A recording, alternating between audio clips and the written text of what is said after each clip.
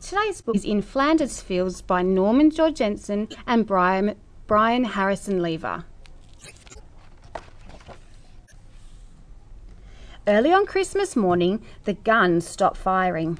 A deathly silence creeps over the pitted and ruined landscape.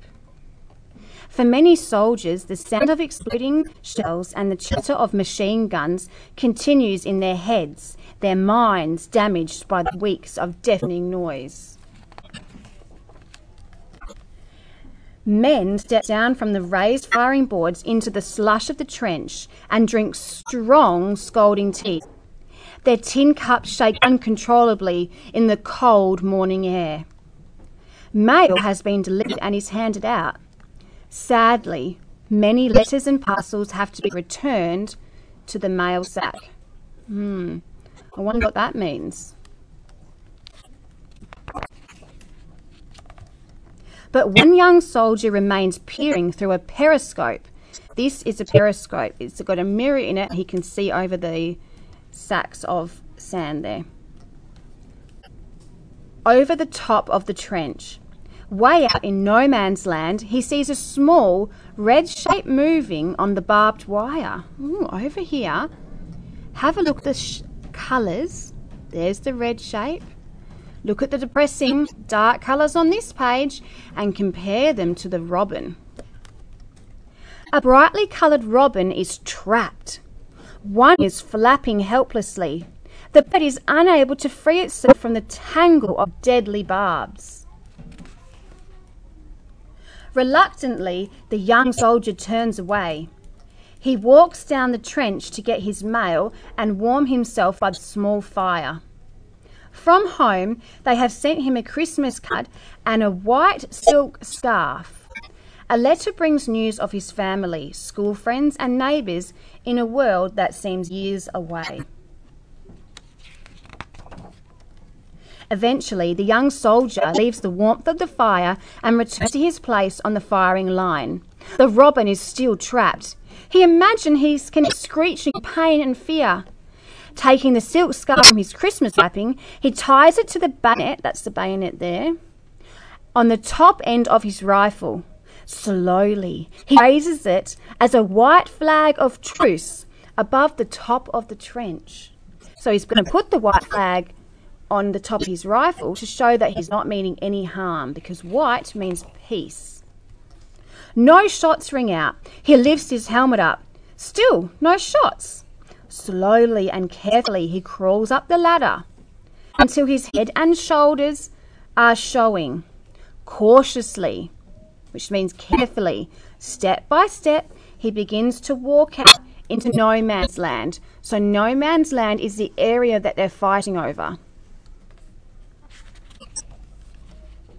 From his shell hole, a sniper lines the cross on his sights with the middle of the soldier's chest. So this is the enemy soldier. And you can see him here, aiming at the young man trying to save the robin. The young soldier walks on, white scarf hanging limply from his bayonet, so you can see him over here in the distance. Another sniper brings his sights onto the young man's face. The eyes and nose are red from the cold and the lingering gas of a recent attack.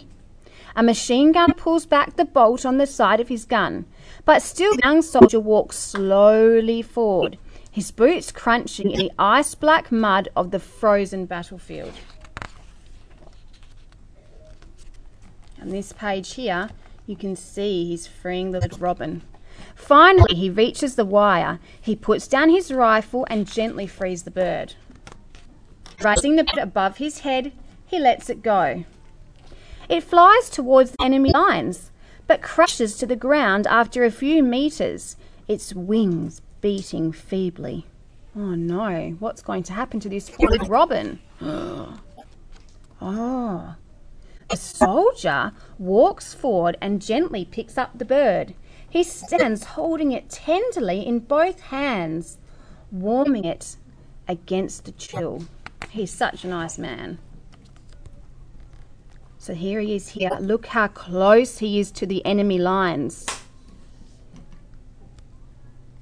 He is a solitary figure in the huge, desolate battleground. More rifles are aimed at him. After a long time, he lifts the bird and lets it go. This time, it flies up and away. He whispers softly, "Merry Christmas, bird!" So, he's letting it go, and look at the red colour there.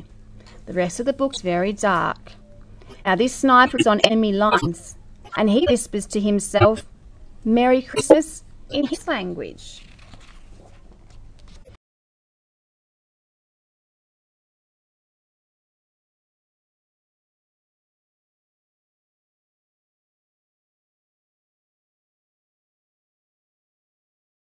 The young soldier turns back to his own lines, forgetting his rifle and his scarf, and walks towards the trench. So he's going to go back to his safety area.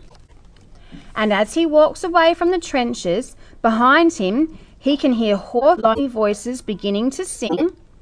And they're starting, so this is the enemy side, they're starting to sing Silent Night in their language, in German. Then, as he gets closer to his own trench, he hears the carol continue. And they're actually singing Silent Night. Now, this page here explains the title of the book. The book is called In Flanders Fields, and this is where the famous poem comes in. So I'm going to read it for you now.